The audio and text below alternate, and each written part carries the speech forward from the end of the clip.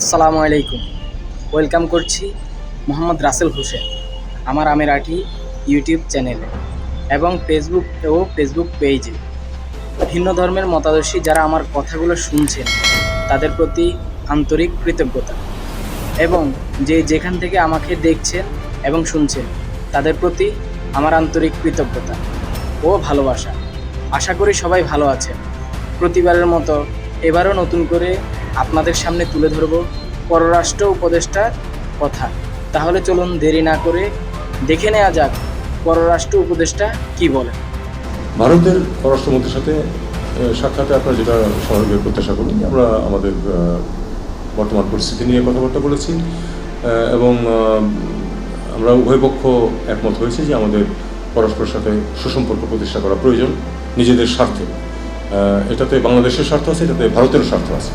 কাজেই আমরা এই লাইনেই কথাবার্তা বলেছি এবং ইমিডিয়েটলি তো তিনি বলছেন নিজেদের স্বার্থে ভারতের সাথে সুসম্পর্কের প্রয়োজন। যেই ক্ষমতায় আসে সেই ভারতের পা চাটাচাটি করে। সবারও একই কথা থাকে, দেশের স্বার্থে ভারতের সাথে সুসম্পর্ক রাখতে হবে।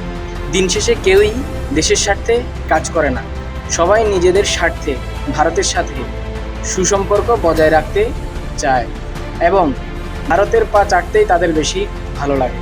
আপনারা কি একবারও ভেবেছেন যেখানে বাংলাদেশের 90% বেশি মানুষ ভারত বিরোধী, তাহলে কেন সেই ভারতের সাথে আপনারা সুসম্পর্ক বজায় রাখতে চান?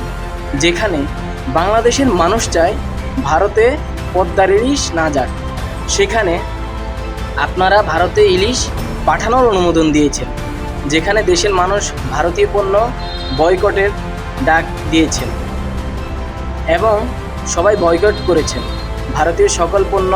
আপনারা তারপরেও ভারত থেকে পেঁয়াজ থেকে শুরু করে অন্যান্য খাদ্যপণ্য ও অন্যান্য সামগ্রী ভারত থেকে আমদানি করে দেশের রিজার্ভের 13টা বাজাচ্ছেন। না কোনো নিজেদের স্বার্থে দেশ বিক্রি করে হলেও আপনারা ভারতের সাথে সুসম্পর্ক বজায় রাখবেন। যদি এরকম কিছু আপনাদের ভিতরে থাকে তাহলে সাধারণ জনতা আপনাদেরকেও ক্ষমতায় গদি থেকে নামাতে দ্বিতীয়বার ভাববে না। আপনাদেরকে স্পষ্ট ভাষায় একটা কথা জানাতে চাই, দেশের মানুষের কথা ভেবে, দেশের মানুষ কি চায় তা ভেবে সঠিক সিদ্ধান্ত নেবেন, নতুবা আপনারাও হাসিনার মতো মানুষের মনে ঘৃণিত হবেন এবং আপনাদের কেউ দেশ ছেড়ে পালাতে হবে। আমার মাথায় আসে না ভারত থেকে কেন পেঁয়াজ, রসুন, আদা এইসব মশলা ছাড়াও খাদ্য সামগ্রী, পোশাক যত কিছু আছে সেটা কেন ভারত থেকে আমদানি করতে হবে?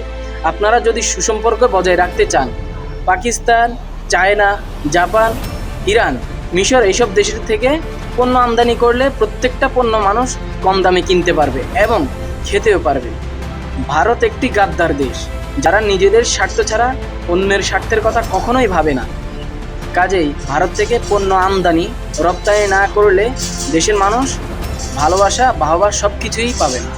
এতটাইকার গাদ্দার, যার কারণে এশিয়ার কোনো দেশের সাথেই ভারতের সুসম্পর্ক নেই। তাই বলতে চাই, এশিয়ার কোনো দেশের সাথে যদি সবচেয়ে বেশি গাদ্দারি করে সেই দেশের নাম বাংলাদেশ। নিজেরা নিজেদেরকে শুধরিয়ে নিন, তা না হলে আপনারাও ক্ষমা পাবেন না। ভিডিওটি যদি ভালো লেগে থাকে তাহলে একটা লাইক, একটা কমেন্ট ও একটি শেয়ার করে দিন। এরকম প্রতিবাদীমূলক ভিডিও পেতে চ্যানেলটি সাবস্ক্রাইব করে পাশে থাকা বেল আইকনটি বাজিয়ে দিন, যাতে করে পরবর্তী ভিডিও সবার আগে আপনার কাছে পৌঁছে যায়।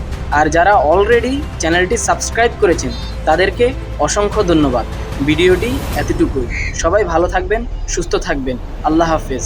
আসসালামু আলাইকুম।